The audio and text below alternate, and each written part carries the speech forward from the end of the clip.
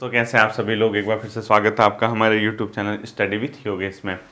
दो तीन जो क्लासेस हैं वो थोड़ा सा डिस्टर्बेंस चली हुई हैं, यानी आर ओ की जो क्लास है वो जैसे सैटरडे संडे आती थी तो एक संडे वो क्लास जो है स्किप हुई है आपकी। तो इस हफ्ते कहीं ना कहीं एक ना एक दिन आपको दो क्लासेस देखने को मिलेंगी, यानी उसकी भरपाई हो जाएगी। ठीक है, आज जो क्रैश कोर्स की क्लास है संभवतः इवनिंग के टाइम पे आएगी, यानी शाम के टाइम पे वो क्लास आएगी, जितना मतलब मैं समझ पा रहा हूँ जो शेड्यूल बनेगा।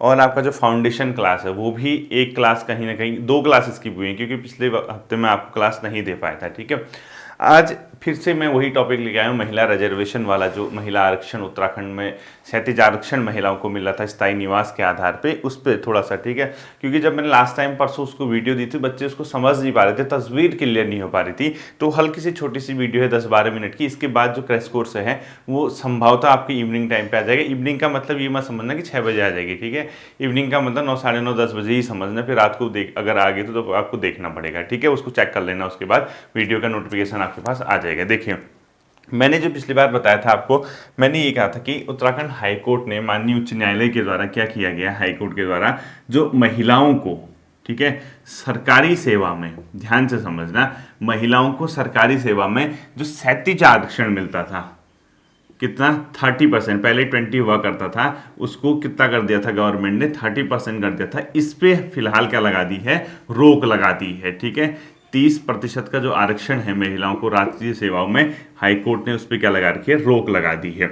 और ये सारा मामला कहाँ से उठता है, जब आपने देखा होगा एक अपर पीसीएस का यहाँ पर एग्जाम हुआ था। ठीक है, यूपीएससी के द्वारा जो पीसीएस का एग्जाम हुआ था, पीसीएस एग्जाम, इसमें क्या किया गया था, जब प्रीलिम्स का रिजल्ट निकला था, यानी प्री का जो रिजल्ट निकला था, उसमें कुछ महिलाएं ऐसी थी, यानी ध्यान से समझना, जिनका कट ऑफ जो यूकेपीएससी द्वारा जारी किया गया था उससे अधिक मार्क्स थे, लेकिन उनका जो नंबर था वो मेंस एग्जाम के लिए नहीं आ पाया था, यानी प्रीलिम्स में उनको बाहर होना पड़ा था। और बाहर इस वजह से होना पड़ा था, उनकी ये याचिका थी, उन्होंने ये रिट डाली थी वहाँ पर कि यूकेपीसीएस का जो एग्ज़ाम, मतलब यूकेपीएससी द्वारा जो पीसीएस का एग्ज़ाम कराया गया है, प्रीलिम्स का जो कट ऑफ है, ठीक है, वो कट ऑफ हमारी जो कट ऑफ है उस कट ऑफ से ऊपर है, यानी हम प्लस में हैं, लेकिन हमारा मेंस के लिए नाम नहीं आ पाया है। और उन्होंने ये दायर किया कि ये जो इसकी वजह है वो क्या है, इस महिलाओं को मिलने वाला 37 आरक्षण, यानी अगर वो वुमेन सीट पे लड़ रही थी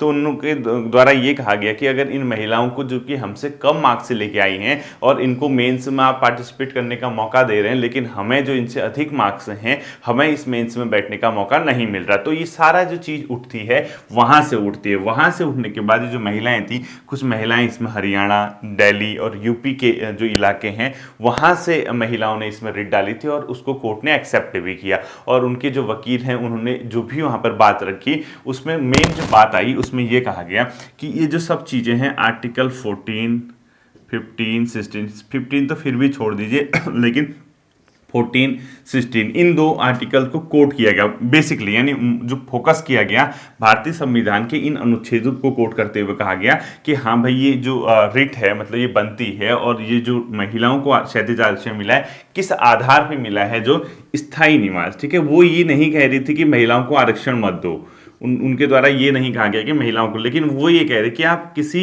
पर्सन को उसके स्थायी निवास के आधार पर आरक्षण अगर दे रही हैं तो ये तो साफ साफ अनुच्छेद 16 जो है उसका उल्लंघन है, क्योंकि इसमें भी तो ये बात लिखी गई है, जाति, धर्म, लिंग, मूलवंश या जाति, जन्म स्थान के आधार पर आप किसी के साथ विभेद नहीं करोगे। ये भी लिखा है, आर्टिकल 15 में भी लिखा है। लोक नियोजन के अवसरों में जो अवसर की समानता है, इक्वालिटी की जो बात कही गई, उसमें भी उनके द्वारा ये कहा गया कि आप ने ये इक्वालिटी का जो कॉन्सेप्ट है उसको क्या कर दिया, खत्म किया गया, संविधान के अनुच्छेद इसको जो है उल्लंघन है, और आप महिलाओं को स्थायी निवास के आधार पे आरक्षण नहीं दे सकते। और इसी वजह से हाईकोर्ट के द्वारा उनको एक्सेप्ट करते हुए क्या किया गया, इस स्थायी निवास वाला जो पॉइंट है इसके आधार पे, ये नहीं कि महिलाओं को आरक्षण मत दो। ठीक है, उच्च न्यायालय या सुप्रीम कोर्ट ने कहीं भी ये नहीं कहा कि आप महिलाओं के आरक्षण को खत्म कर दो, ऐसी कहीं बात नहीं। उनके द्वारा ये कहा गया कि आपने स्थायी निवास के आधार पर अगर जो रिजर्वेशन दिया है, अगर ये जैसे अपर पीसीएस है, सपोज कोई ऐसा एग्जाम होता है जिसमें अदर स्टेट के लोग पार्टिसिपेट नहीं करते, फिर तो ये रिट ही नहीं बनती, फिर तो आप उत्तराखंड की महिलाएं आ जाती। ठीक है, क्योंकि इसमें अदर स्टेट वालों ने परफॉर्मेंस किया था, यानी पार्टिसिपेट किया था, तो उनके द्वारा ये रिट डाली गई, और इसके आधार पर, स्थायी निवास के आधार पर आपने क्या किया है यहाँ पर जो हाईकोर्ट ने फैसला सुनाया है कि महिलाओं को इस आधार पे आपने जो 30% रिजर्वेशन दिए हैं इसका उल्लंघन इसलिए माना गया क्योंकि ये जो इनसे अधिक मार्क्स लेके आ रही थी ये मेंस में पार्टिसिपेट नहीं कर पाई, और न्यायालय ने ये कहा कि अब इनको जो है मतलब इनको मौका दे दिया जाए। गवर्नमेंट से संभवतः अक्टूबर तक या कितने 7-8 अक्टूबर जो भी है तब तक जवाब देने को कहा है। अब सरकार क्या करेगी, सरकार परीक्षण करेगी, सरकार उसको देखेगी क्या पॉइंट है क्या नहीं है। अब फाइनली क्या होता है मैं इस पे बात नहीं करूंगा, यानी क्या महिला आरक्षण को सरकार किस तरीके से आगे लेके आएगी, यानी कैसे उसको बचा पाएगी या सरकार जवाब दे पाएगी नहीं दे पाएगी, क्या होगा अंततः परिणाम क्या चीज होगी, उस पर मैं बात नहीं करूंगा। मैं आपको संभावनाएं बता रहा हूं कि क्या पॉसिबिलिटीज है, क्या सरकार कर सकती है। ठीक है, देखना होता है क्या है बच्चों, मैं एग्जाम्पल भी आपको दूंगा और 2-3 चीजें उसको समझना। होता क्या है बेसिकली देखो, हम जैसे रहते हैं 2-3 चीजें हैं। एक होता है गवर्नमेंट ऑर्डर, जियो जिसको बोलते हैं।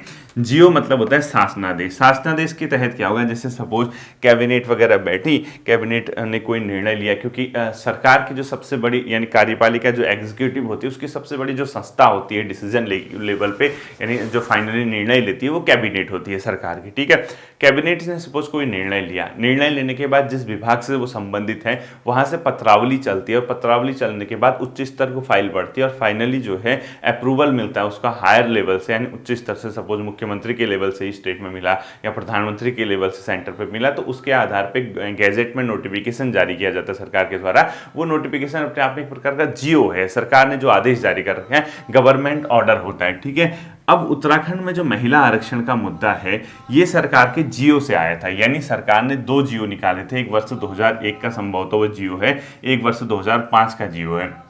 2001 और 2005 की जियो के माध्यम से सरकार ने किया था महिला आरक्षण पर प्रावधान किया था, और इससे 30% भी हुआ था। ठीक है, पहले शायद 20% था उसके बाद। अब जब ये शासनादेश, क्योंकि उसमें साफ साफ डिसीजन में न्यायालय के द्वारा ये लिखा गया है शासनादेश पे रोक लगाई है, ये नहीं लिखा कि एक्ट पे रोक लगाई है या अधिनियम पे रोक लगाई है।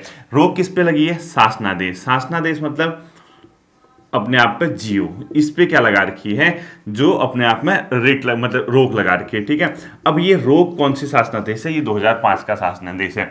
अब इसमें क्या होता है देखिए, 2 चीजें मैंने आपको पहले भी स्पष्ट की थी, शासनादेश यानी गवर्नमेंट ऑर्डर, और जियो यानी जियो और सॉरी एक्ट, एक्ट मतलब अधिनियम। ये जो है बहुत इसमें पावर होता है, किसमें, एक्ट में, अधिनियम में, क्योंकि ये प्रॉपर विधायन के द्वारा यानी विधानसभा के द्वारा ये पास करके सरकार राज्यपाल के द्वारा इसमें सिग्नेचर करके उसके बाद जो है अधिनियम बनता है। यानी किसी राज्य की जो विधानसभा है, यानी विधान परिषद भी कहीं होती है, मतलब विधान परिषद जिस सदन में जहाँ है और विधानसभा है, उनको दोनों को मिला के विधानमंडल बोला जाता है। लेकिन हमारे स्टेट में उत्तराखंड में वो सिर्फ और सिर्फ विधानसभा यहाँ पर है। तो विधानसभा जब कोई मतलब प्रस्ताव पास करती है, कोई विधेयक को पास करती है, राज्यपाल के माध्यम से उसमें साइन करते हैं, तो वो एक्ट बनता है, अधिनियम। चूंकि विधानसभा में पक्ष भी है विपक्ष भी है, यानी एक प्रकार का पूरा जनप्रतिनिधि है। ये माना जाता है अगर विधानसभा ने किसी चीज को पास कर दिया उसमें पूरे स्टेट की सहमति है, या सेंट्रल लेवल पे अगर पास कर दिया ये समझा जाता है कि उसमें पूरे देश की सहमति है, क्योंकि वहां पर जो उसको पास करने वाले हैं, जो उसको डील कर रहे हैं, वहां पर क्या होता है, पूरे राष्ट्र का प्रतिनिधित्व होता है सेंटर पे, स्टेट में पूरे राज्य का प्रतिनिधि। क्योंकि आप जिन प्रतिनिधियों को चुनते हैं उनका मुख्य काम है इस विधायन प्रक्रिया में भाग लेना, यानी एक प्रकार के कानून निर्माण की प्रक्रिया में उनके द्वारा भाग लिया जाता है। एक्ट और जियो, जियो कुछ भी नहीं होता बच्चों उन लोगों के सामने जो न्यायालय में बैठे हैं, यानी न्यायाधीश जो होते हैं उन लोगों के सामने जियो जो है बहुत छोटी चीज है। लेकिन एक्ट में अपने आप में अच्छा खासा वेट होता है, यानी एक अच्छा खासा भार होता है। एक्ट जब कभी भी पारित हो जाता है, एक्ट जब कभी पास होते हैं, उसको इतनी जल्दी डिसमिस करना मतलब पॉसिबल नहीं है, यानी इतनी आसानी से कोई भी अगर हाँ असंवैधानिक है उसको रिव्यू करने की जरूरत है, वो अलग चीज़ है। बट एक्ट जो होता है, भले ही कोई भी सरकार हो कैसी भी हो, थोड़ा सा उसमें क्या बच जाता है, वजन आ जाता है, किसमें, एक्ट में, इसके कंपैरिजन में जियो। क्योंकि जियो क्या है, एक किसी कोई सरकार आई, सरकार ने कहा कि ऐसा करते हैं तो उसमें शासनादेश जारी हो गया, लेकिन एक्ट तो पूरे विधायन प्रक्रिया के द्वारा बना है ना, तो अधिनियम जो होता है अपने आप में पावरफुल होते हैं। जो पॉसिबिलिटीज मुझे लगती है जो सरकार यहाँ पर कर सकती है, संभावित है कि इस शासनादेश को बचाने के लिए सरकार यहाँ पर एक्ट ला सकती है, यानी अधिनियम। अब सरकार एक्ट कैसे लाएगी? कानून तो कब बनेगा? जब विधानसभा सत्र में होगी। अब विधानसभा फिलहाल कोई सत्र में है नहीं, अब सीधे शीतकालीन सत्र आएगा, तब तक क्या होगा, ठीक है, और उन लोगों को मौका मिल चुका है, ठीक है। विधानसभा जब सत्र में आएगी तब जाके सरकार क्या करेगी? एक्ट यानी अधिनियम जो है बनाएगी। लेकिन उससे पहले अगर चीजें को संभालना होगा तो कैसे संभालोगे? इसके लिए भारतीय संविधान में एक व्यवस्था की गई है। कभी कोई आपातकालीन स्थिति आए या कोई ऐसी कंडीशन आए जहां पर राज्यपाल या सरकार या इनको ये लगे कि यार हाँ, हमें तुरंत कानून बनाने की आवश्यकता है, जैसे यही मामला है यहाँ पर, अगर सरकार अपने आप को डिफेंड करना चाहती है, बचाना चाहती है, या अपने आप को सरकार इस रिजर्वेशन के पॉइंट को बचाना चाहती है, तो उसके पास एक अपॉर्चुनिटी, मतलब एक प्रकार का चांस, मतलब एक प्रकार का ऑप्शन खुला है, एक राह खुली है कि वो इस जो एक्ट है इसको किसके माध्यम से? ऑर्डिनेंस के माध्यम से, यानी अध्यादेश के माध्यम से सामने लेके आए, ठीक है। ये एक प्रकार का क्या है, सरकार के पास ऑप्शन खुला है कि यार चलो हम इस पे एक प्रकार का अध्यादेश लाएं, ऑर्डिनेंस लाएं। और राज्यपाल को पावर है कि भारतीय संविधान के अनुच्छेद 213 के तहत वो क्या जारी कर सकता है? आर्टिकल 123 के तहत, 213 के तहत अध्यादेश। जैसे सेंट्रल लेवल पे आपने सुना होगा, राष्ट्रपति को मैंने बताया था कि जो अध्यादेश जारी करने की शक्ति है, यानी भारत के राष्ट्रपति को, वो है अनुच्छेद 123 के तहत, 123 के तहत। अध्यादेश क्या होता है? मैंने पहले भी पढ़ा रखा है आपको ऑर्डिनेंस को। ऑर्डिनेंस एक ऐसी चीज है बच्चों, देखो, जब कभी भी संसद या राज्य विधानसभा सत्र पे नहीं हो, ध्यान से सुनना, संसद या राज्य विधानसभा सत्र पे नहीं होता, यानी सेशन नहीं चल रहा होता है, तो उस दौरान अगर कभी कानून बनाने की जरूरत पड़ी तो राष्ट्रपति सेंट्रल लेवल पे यानी संसद के स्तर से और राज्यपाल राज्य विधानसभा या विधानमंडलों के स्तर से एक प्रकार का कानून जारी कर, मतलब कानून की प्रक्रिया को फॉलो न करते हुए एक प्रकार का आदेश जारी कर सकता है। वो कानून की प्रक्रिया बाद में फॉलो होगी, कब? जब वो, मतलब जिस तरीके से कानून बनता है वो समझाना चाह रहा हूं, ठीक है। यानी कानून की प्रक्रिया जो बनाने की है वो बात चल रही है, उसको फॉलो न करते हुए, यानी वो अलग चीज है। राष्ट्रपति या राज्यपाल को पावर दी कि आप एक प्रकार का नोटिफिकेशन के माध्यम से जारी कर दीजिए कि हाँ, हम ये करना चाह रहे हैं और इसको हम मंजूरी देते हैं, वो अध्यादेश होगा और बिल्कुल कानून की तरह होगा, बिल्कुल एक्ट की तरह होगा। मतलब राज्यपाल या राष्ट्रपति अध्यादेश जारी करे या विधानसभा या संसद एक्ट बनाए या अधिनियम बनाए, वो दोनों ही इक्वल होते हैं, दोनों की समान क्या होती है? मान्यता होती है, दोनों को एक ही चीज समझा जाता है। बस बात इतनी होती है कि जब संसद या विधानसभा सेशन में आती है, ये कब जारी होगा अध्यादेश? जब सत्र नहीं चल रहा हो, जैसे आजकल सत्र नहीं चल रहा है, और ये जैसे ही सत्र में आ जाएंगे, कौन सत्र में आ जाएंगे? राज्य की विधानसभा या सेंट्रल लेवल पे संसद जैसे ही सत्र में आएंगे, उसके बाद इनको इस अध्यादेश को अप्रूवल देना होगा, अनुमोदन देना होगा, वरना 7 हफ्ते के अंदर, यानी 7 वीक, यानी 7 वीक का मतलब 6 हफ्ते के अंदर, ठीक है, 7 नहीं 6 हफ्ते के अंदर इसको स्वतः ही समाप्त समझा जाता है। लेकिन अगर उससे पहले अनुमोदन दे दिया, कानून बनाने की जो प्रक्रिया है, प्रोसेस है, उसके तहत अगर उसको आगे बढ़ा दिया, तो यानी विधानसभा ने उसको पास करके राज्यपाल महोदय ने उसको साइन कर दिया, तो वो क्या रूप ले लेता है? एक्ट। तो सरकार के पास एक ऑप्शन बचता है बच्चों कि यहां पर वो क्या कर सके? अध्यादेश ला सकते हैं, संभावित अगर आने वाले, क्योंकि ये करंट इश्यू है, बर्निंग इश्यू है, थोड़ा सा न्यायालय का निर्णय है, तो इसको आप लोगों ने समझना चाहिए। और इसी से आपके क्वेश्चन भी बनते हैं एग्जाम में। जैसे कई बार अब देखो यहाँ पर अध्यादेश का मामला आया, तो क्वेश्चन पूछ सकता है कि राज्यपाल अध्यादेश किस अनुच्छेद के तहत जारी करता है, या क्वेश्चन पूछ सकता है कि राष्ट्रपति अध्यादेश किस अनुच्छेद के तहत जारी करता है। या इसके अलावा आपको पता होना चाहिए कि जो लोक नियोजन में है, जो 16 का 4 है एक आर्टिकल, इसकी भी बहुत बात चल रही है, आर्टिकल 16 के 4, इसमें क्या प्रावधान है, इसका भी आप लोग मान लीजिए। इसमें यह प्रावधान किया गया है कि जो राज्य है, यानी जो सरकारें हैं, वो क्या कर सकती हैं बच्चों? जो लोक नियोजन है, यानी जो सरकारी सेवाएं हैं, उसमें ऐसे वर्गों के लिए विशेष प्रावधान कर सकती है, यानी आरक्षण का प्रावधान कर सकती है, जिसे राज्य ये समझे कि इसका प्रतिनिधित्व कम है। इसी को आधार बनाते हुए बेसिकली ये लोग क्या करते हैं? रिजर्वेशन देते हैं, यानी 16 के 4 के आधार पे। और इसका भी जो है, इसमें कई चीजें, जैसे संसद है, इससे पहले एक आर्टिकल है 16 का 3, उसमें क्या लिखा है? संसद जो है स्थायी निवास की बाध्यता लागू कर सकती है किसी राज्य संघ शासित प्रदेश के लिए, कि स्थायी निवास वहां का होना चाहिए, डोमिसाइल होना चाहिए, उसके आधार पर वो फॉर्म भरेगा, वो अलग चीज है। तो इसमें 16 के 4 में क्या कहा गया कि जो राज्य है, अर्थात इसको समझने की बात है कि 16 का 4 जिनका प्रतिनिधित्व नहीं है यानी कम है, उनको नियुक्ति या पदों में क्या किया जा सकता है, आरक्षण दिया जा सकता है। इसी पॉइंट के आधार पर हो सकता है कि ये जो 30% आरक्षण है इसको क्या किया गया हो, एक अमली जामा यानी मतलब एक प्रकार का क्या किया गया, लागू किया गया था। ठीक है, बट एक्ट अगर बना होता तो एक्ट अलग चीज है। अब आप कहोगे सर एक्ट क्या क्वेस्ट नहीं हो सकता?